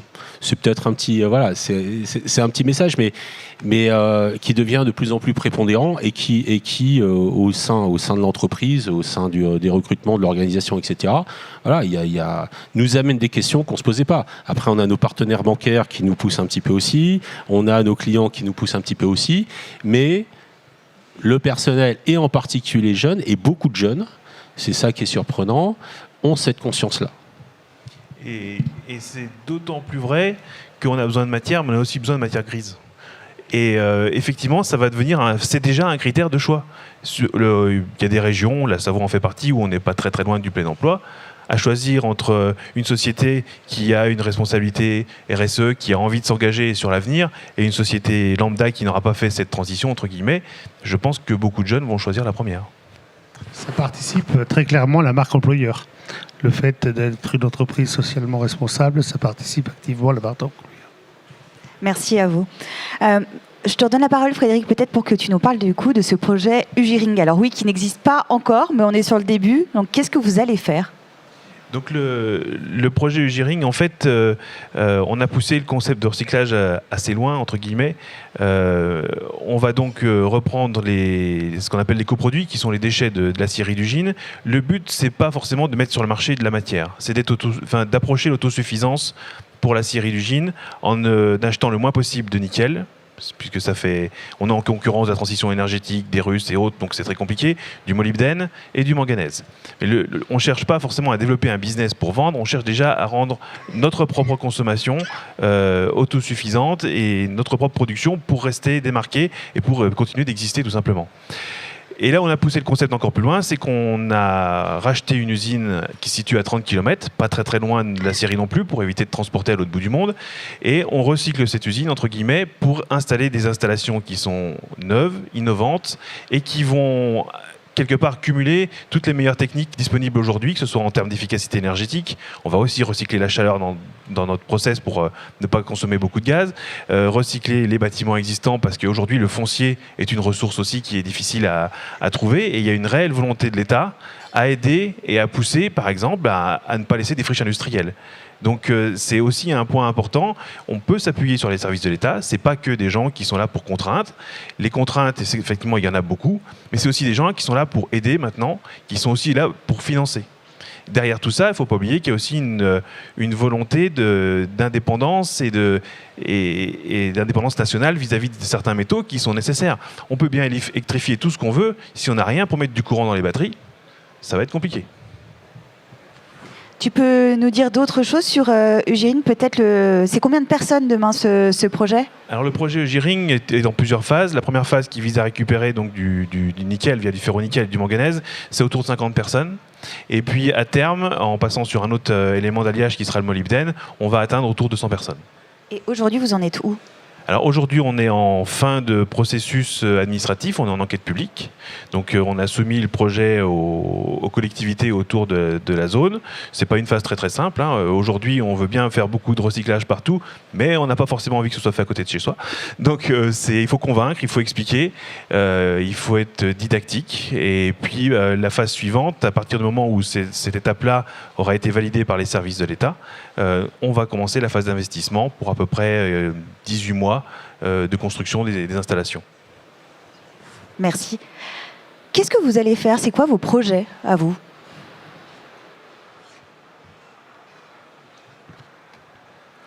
Je commence. Alors, moi, je distinguerais deux choses. Ce qui va s'imposer à nous de fait et ce qu'on peut faire pour être plus proactif. Donc sur le premier volet, je vous ai parlé tout à l'heure qu'on interrogeait nos clients sur leur stratégie RSE. Aujourd'hui, tous les acteurs bancaires le font, ont une démarche similaire. La Banque de France travaille sur l'intégration de la RSE aussi dans la notation des entreprises. Donc aujourd'hui, ce qui est un questionnement qui est purement consultatif et qui relève de l'information, à mon sens, peut devenir à moyen terme de plus en plus contraignant dans l'analyse des entreprises, dans les dossiers de financement, etc. Donc ça, c'est mon avis, mais je pense que c'est le sens de l'histoire et c'est ce qui va quelque part s'imposer à nous. On pourrait aussi parler de réglementation. Il y a des réglementations européennes qui sont de plus en plus importantes également. On peut parler de la CSRD qui va imposer à toutes les entreprises, les banques, mais aussi nos clients, publier un rapport de durabilité standardisé, suivant différents critères, notamment sur l'utilisation des ressources. Ça, c'est un point qui est important et qui arrive aussi rapidement. Donc voilà, il y a tout un tas de choses qui, pour moi, vont s'imposer de fait à nous et qu'on doit anticiper le plus tôt possible. Et ensuite, sur l'aspect plus proactif et notamment à ce qu'on peut faire en termes de conseils, c'est continuer à développer, nous, notre niveau de connaissance sur ces sujets, continuer à les intégrer, à diffuser les messages, à faire vivre finalement un écosystème de solutions. Ça, c'est ce sur quoi aussi on souhaite travailler. Tu orientes vers des partenaires sur le territoire? Alors oui, soit on oriente sur des partenaires sur le territoire, des gens qui travaillent sur des solutions innovantes, des choses intéressantes, soit directement même entre clients, entre entreprises, des gens qui ont pris des initiatives intéressantes en termes de recyclage, en termes d'économie circulaire. Voilà, on essaie vraiment de faire vivre ce lien qui n'existe pas forcément entre un côté de la Savoie et l'autre bout de la Haute-Savoie. C'est modestement aussi notre rôle d'acteur économique important sur le territoire. Merci. Ouais, après, là où je voulais réagir et aller dans le sens de la question, c'est que historiquement, on a l'habitude de réagir sous la contrainte. Hein, c'est-à-dire que quand on est obligé de faire, quand il y a la réglementation en particulier qui tombe, etc., ben on réagit. Là, nous, ce qu'on essaye de faire, c'est d'anticiper. Hein, comme Loïc l'a dit, aujourd'hui, c'est de la consultation, c'est de l'information, c'est pas de l'obligation. De toute façon, on va y venir. Et aujourd'hui, au regard des enjeux, c'est redimensionner quand même une stratégie d'entreprise pour pouvoir répondre à ça demain, par rapport à la contrainte qui tombera, soit des clients, soit de la réglementation, et soit l'environnement local. Et ça, c'est la démarche que nous, qu'on a initiée. Hein, alors après, on l'appelle politique RSE. Alors après, j'aime pas trop les acronymes parce que c'est pas très factuel pour nos collaborateurs. Mais sur des choses simples qu'on essaye de mettre en œuvre dans une politique pour être prêt à ce qui va arriver demain. Alors on parlait de pénurie, mais je dirais le RSE, on est en plein dedans, la sobriété, etc. Donc ça, c'est les chantiers qu'on a attaqués déjà depuis un bon moment. Mais pour se préparer et ne pas être simplement réactif, parce que la contrainte, allez, à fin 2024, il faut faire ça. Oula, on n'a rien fait, il faut peut-être qu'on se réveille maintenant. Voilà. Donc aujourd'hui, la contrainte, elle n'est pas encore là, mais on sait qu'elle va arriver sur ces sujets-là. Mais anticiper la contrainte, c'est innover pour ne pas subir. Et c'est toute une histoire de prospective et de R&D. J'imagine que vous faites des choses aussi là-dessus. Alors oui, effectivement, nous, historiquement, le décolleteur, c'était celui qui devait se démarquer par le moins-10 ans. Aujourd'hui, c'est aussi une opportunité d'élargir notre offre et à la fois d'associer nos fournisseurs qui nous proposent des solutions innovantes, comme Ugine qui va nous proposer des choses très innovantes, mais aussi d'élargir notre offre à travers cette offre de nouveaux matériaux, à la fois ce qu'on va faire en interne avec le projet Transal ou ce qu'on fait avec la céramique, mais aussi nos projets, c'est de nouer des partenariats de plus en plus nombreux avec des startups qui proposent des solutions innovantes dans des matériaux qui n'existent peut-être pas encore aujourd'hui. Je vais en citer une parce que c'est en train d'être signé avec Lavoisier qui récupère des déchets de l'industrie aéronautique pour le valoriser et faire un matériau très intéressant qui s'appelle le carbonium. Donc là, on est en train de nouer des partenariats avec Lavoisier, avec d'autres entreprises du même acabit. C'est tout un chantier pour offrir à nos clients de façon proactive des solutions beaucoup plus intéressantes que ce qui pourrait être des matériaux moins vertueux, on va dire. Donc ça, c'est vraiment les perspectives qu'on est en train de monter pour l'avenir. C'est notre stratégie d'avenir. Ça, c'est sur la partie matériaux, mais je crois qu'il y avait aussi des projets de mutualisation. Oui. Oui, on mutualise. Alors oui, on est dans alors oui, effectivement, des projets de mutualisation, on en a à la fois avec nos partenaires qui peuvent être des sous-traitants.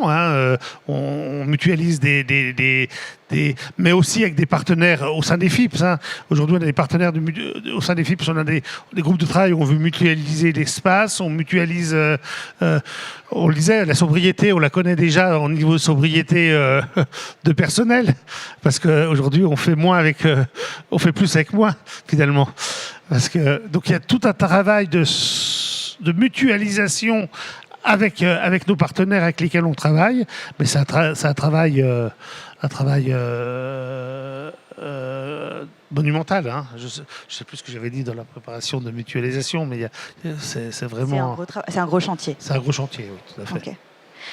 Vous nous avez dit plein de choses sur les leviers de mise en action, notamment ces partenariats avec des startups, les contraintes, qui sont aussi un levier de mise en action, peut-être pas le plus agréable à vivre, donc la réglementation.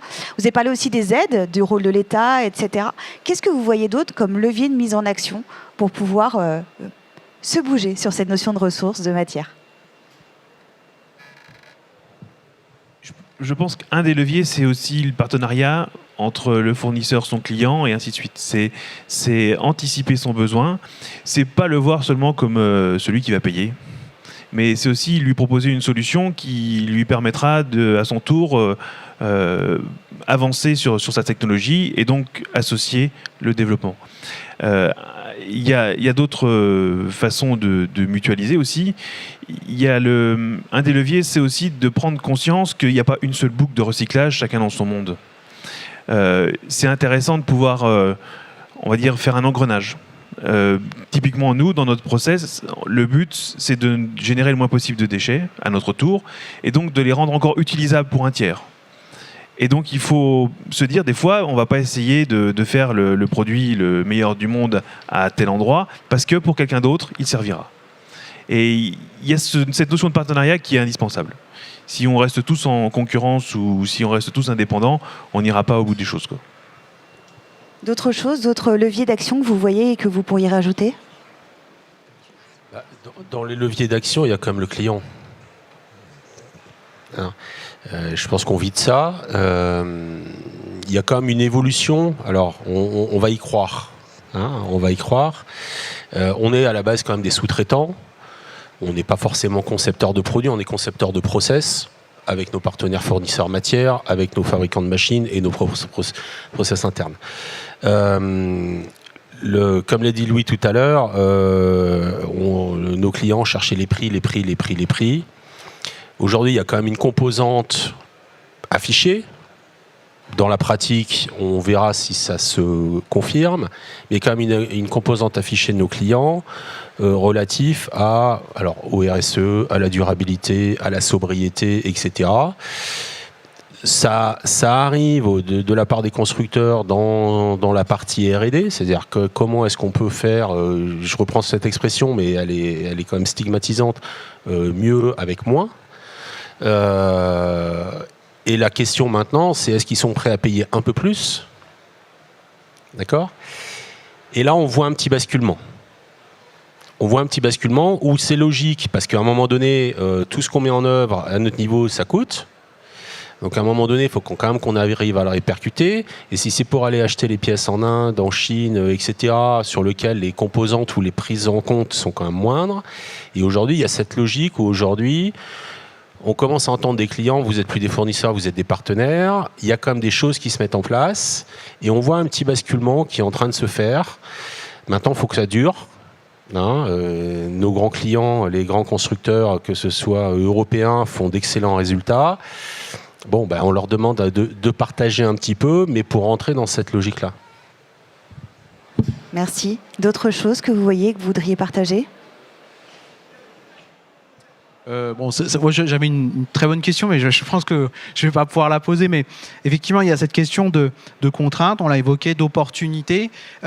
Si c'est une opportunité pour vous, ce sera intéressant de savoir finalement, est-ce que cette opportunité de rentrer plus dans l'économie circulaire avec, on a évoqué les solutions de recyclage, on a évoqué celles qui sont liées à l'utilisation d'écoproduits.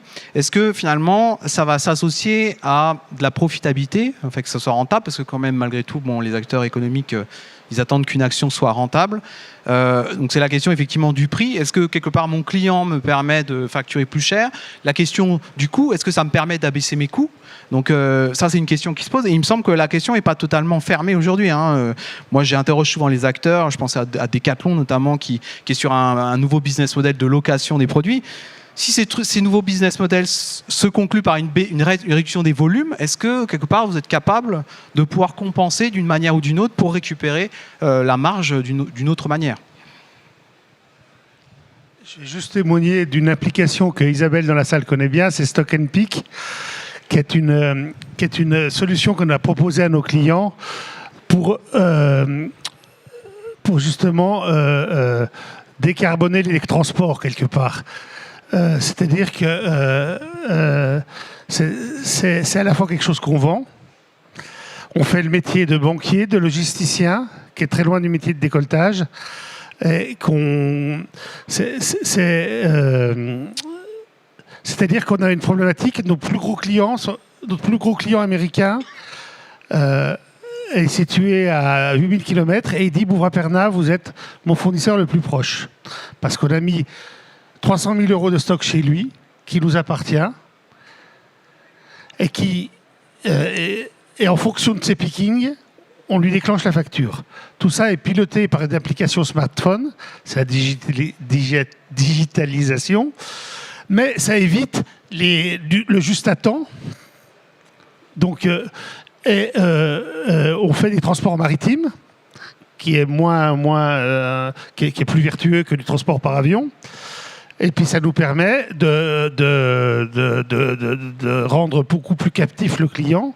Et en plus, on lui vend cette application dans un tarif, dans une location mensuelle qui nous permet d'avoir cette...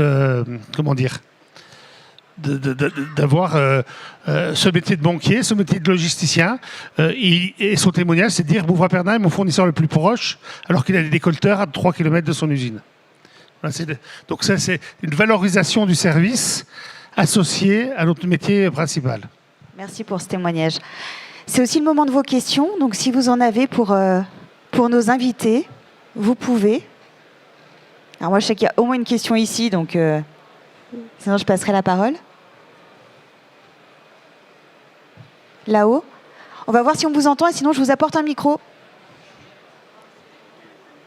Non, hein. Non, on ne vous entend pas, j'arrive.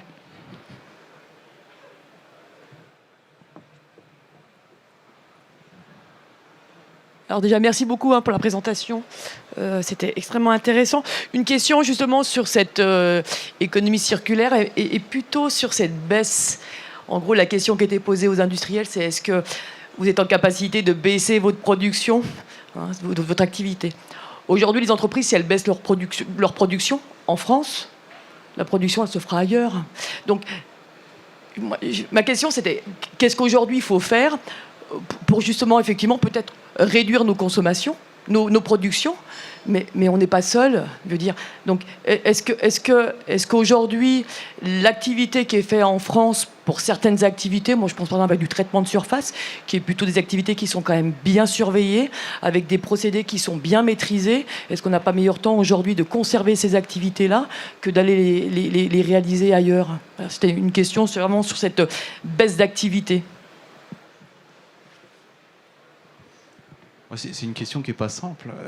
Effectivement, il se pose toujours la question, effectivement, de qu'est-ce qu'on entend déjà par le volet réduction. Alors, on l'a évoqué.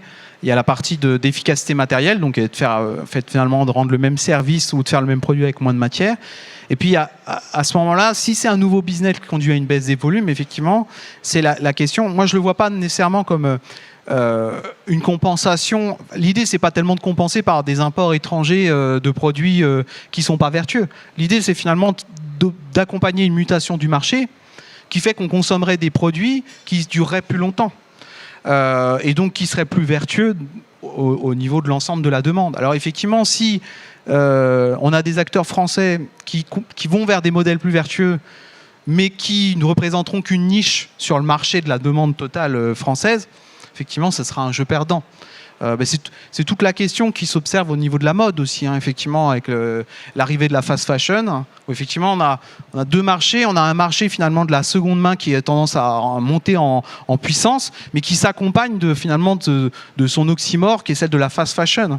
Et effectivement, là, moi, j'ai pas de réponse. Peut-être c'est le rôle du régulateur, justement, de faire en sorte que les acteurs qui sont vertueux, qui vont vers un changement de modèle qui est plus sobre en matière, qui est plus sobre en énergie, qui est plus sobre en carbone, ils soient accompagnés, ils soient protégés quelque part de modèles anciens qui ne rempliraient pas justement cette fonction de durabilité. Eric ? Pour répondre un petit peu, je vais peut-être mettre les pieds dans le plat, mais je veux dire que la réponse, non, on cherche à progresser, pas à produire moins. Par contre, on produit différemment, avec des pièces plus complexes, avec dans le cadre de la sobriété, voilà. Je disais, avant, on faisait 3 pièces différentes qui étaient sur des process différents. Aujourd'hui, on les fait en une pièce, avec différentes technologies qui sont mises en œuvre. Mais à un moment donné, on cherche de la croissance. C'est quand même les fondamentaux de l'entreprise. À un moment donné, on a des coûts qui augmentent, etc. Par contre, dans nos entreprises, on a quand même des gisements de productivité insoupçonnés et énormes. Je prends un exemple, les hausses énergétiques qu'on a tous connues sur les 2-3 dernières années. En fait, en faisant des choses basiques et sans forcément mettre des millions sur la table, on arrive à gagner 12% à périmètre constant de consommation d'énergie. Voilà, mais on n'a pas mis des millions sur la table. Donc il y a de la sobriété qui peut se trouver au travers de nos gains de productivité sur la complexité produit, parce que notre métier à nous de décolteur, si je prends le périmètre automobile, qui est quand même un très gros consommateur, hein, qui fait vivre une bonne partie de la vallée, entre autres, c'est moins 50% à horizon 10 ans. Voilà. Donc à un moment donné, ça veut dire que c'est moins. Par contre, c'est pas forcément des pièces plus simples, c'est des pièces plus complexes avec des enjeux technologiques différents, et c'est là où il faut qu'on arrive à se positionner. Aujourd'hui, il y a des pièces où on en fait des millions par mois. Il y a d'autres pièces pour de l'électrification où on en fait quelques dizaines de milliers par mois. Pour autant, mon chiffre d'affaires et surtout ma valeur ajoutée, elle est 3 fois plus importante. Donc à un moment donné, c'est ça qui est important. Hein. Maintenant, est-ce que ce sera de la progression, pas de la progression en termes d'activité, on ne sait pas, mais on est quand même dans une logique d'entreprise à vouloir se développer. Ce que je voudrais dire aussi, pour rebondir sur ce que dit Eric, nous, notre chiffre d'affaires n'a cessé d'augmenter. Par contre, le nombre de pièces produites a cessé de diminuer. Donc, c'est un business model qui a complètement changé, avec des matières différentes, des typologies de pièces différentes, des tailles de séries différentes. Donc, le chiffre d'affaires a augmenté avec un effectif qui a augmenté, mais un nombre de pièces produites qui n'a pas cessé de diminuer. Est-ce qu'il y a d'autres questions?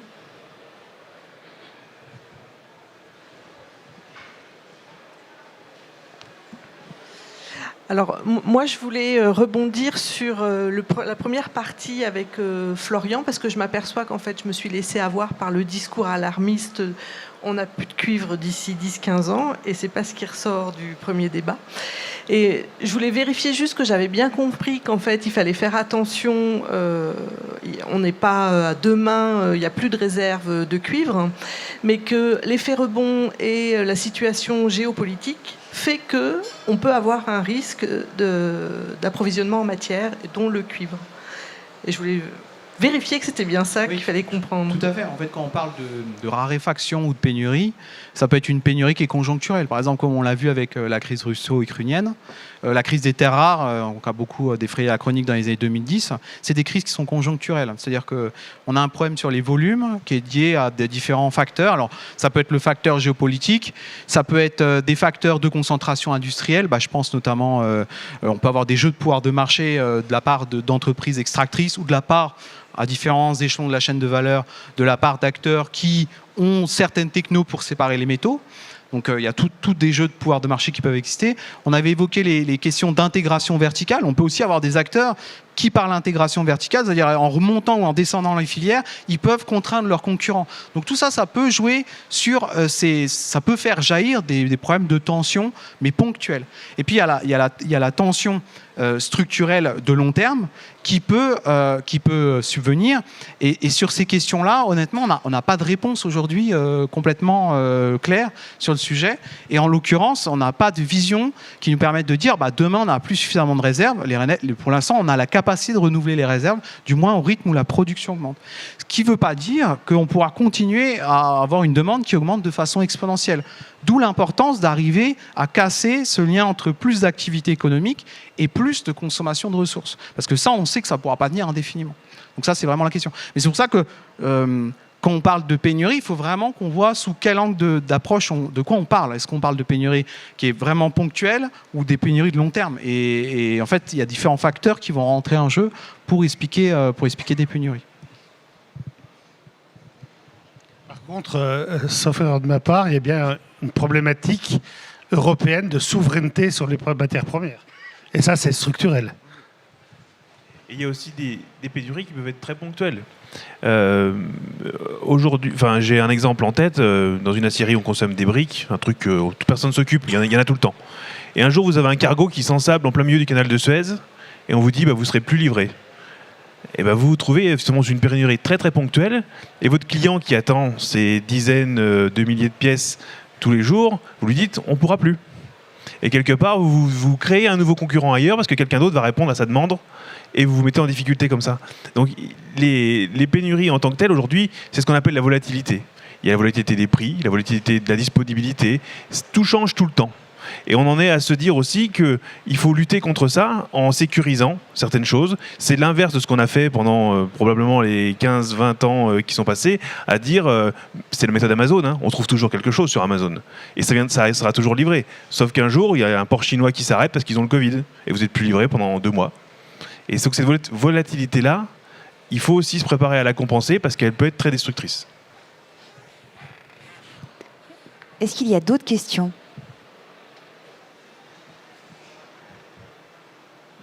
Est-ce que tu veux poser ta question? Parce que tu as dit que tu en avais un. C'est pas une question. C'est bon pour toi? Est-ce que vous avez des questions entre vous?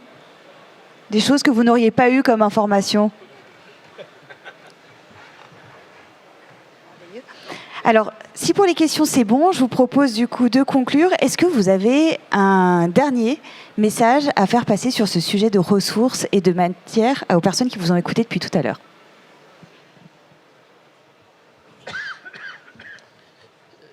Je reprends le terme ou le sujet qui vient d'être dit. Ce qui va faire la force de demain, c'est notre capacité d'adaptation. Et à très court terme. Parce que la prospective de savoir on va faire tant de voitures électriques, ou il va y avoir de la crise minière, ou il va y avoir comme ça, je dirais le long terme, aujourd'hui on peut avoir des projections, mais on s'aperçoit que sur les courbes qui ont été vues tout à l'heure, hein, le sentiment de ce qu'on écoute depuis 10 ans, 15 ans, où attention, on va face à un mur, en fait, il faut peut-être un peu relativiser. Par contre, c'est notre capacité d'adaptation à court terme, moyen terme, qui va faire notre force ou notre faiblesse de demain. Et je pense que c'est ça qu'il faut retenir pour pouvoir répondre de manière favorable. Alors, il y a des choses qu'on peut anticiper, mais c'est notre capacité de réaction. Merci. Un dernier message à faire passer? Moi, je pense qu'un des points principaux, c'est innover. Il faut regarder ce qu'on a autour de nous. Nous, dans le cadre donc, des coproduits ou des déchets, c'est aussi de se dire quelle valeur il a, qu'est-ce que je peux en faire. Et on sera obligé de s'adapter. Les périodes où on produisait des millions de tonnes sur des plannings qui duraient des mois et des mois, il faut oublier, quoi. Faut s'y faire. La crise ou les crises qui succèdent, ça devient une permanence. Donc il faut apprendre à vivre avec ça. Merci. Je crois que tout a été dit. Hein. Je ne peux pas rajouter grand-chose. Effectivement. Si tu peux ajouter quelque chose d'important. Un dernier message pour bouger sur tous ces sujets. Ah oui, ben évidemment, rejoignez les FIPS. Quand même. C'est important. Merci. Et puis merci à toi, hein, surtout. Puis merci à Florian. Florian, Loïc, vous voulez rajouter quelque chose? Peut-être un dernier point, mais je pense que les gens ont compris ma position. Grosso modo, ce que je dis simplement, c'est que la logique exponentielle, on voit bien qu'elle a une limite, même si l'offre jusqu'à maintenant a réussi à suivre. Je pense qu'il faut voir, il y a quand même une succession de crises, comme on l'a évoqué, des crises qui sont ponctuelles, des crises qui sont structurelles. On a assez peu parlé de ça, mais il y a aussi le réchauffement climatique qui se rajoute là-dessus. Et il y a quand même une liaison très forte, parce qu'il ne faut pas oublier que l'extraction des matières premières, ça représente une grosse partie de la mobilisation de l'énergie mondiale. Donc, rentrer dans l'économie circulaire, c'est faire d'une pierre plusieurs coups. C'est ça aussi, il faut voir ça comme une opportunité, à la fois de lutter contre le réchauffement climatique, de moins s'exposer aux crises de rupture d'approvisionnement, de sécurisation des volumes, etc. Tout en essayant de rendre le modèle plus vertueux d'un point de vue des ressources, même si, comme on l'a dit, le métaux, c'est peut-être pas la crise structurelle de demain. Il y aura peut-être d'autres crises avant auxquelles il faudra faire face. Mais ça permet de couvrir un ensemble assez large de risques. Et donc, je pense que c'est vraiment le moment d'y aller. Et ne pas oublier qu'il y a quand même une hiérarchie dans les leviers de l'économie circulaire, que le recyclage, c'est une chose, mais il n'y a pas que ça, et qu'il faut aller un peu plus en avant. Penser effectivement de réutilisation, de réparation, de mutualisation, et puis parler aussi quand même de réduction de la consommation. Alors on n'a pas forcément les mêmes avis sur la question de la réduction des volumes, mais en tout cas essayer de faire en sorte que le modèle il soit plus durable à long terme, et notamment en termes de consommation de ressources.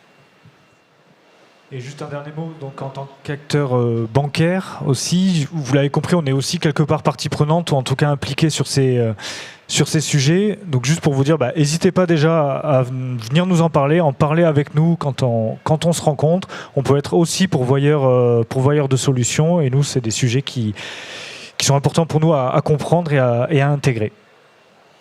Merci à tous les 5 pour vos interventions. Merci à vous pour votre écoute, et je vous souhaite une belle journée au CIMODEC.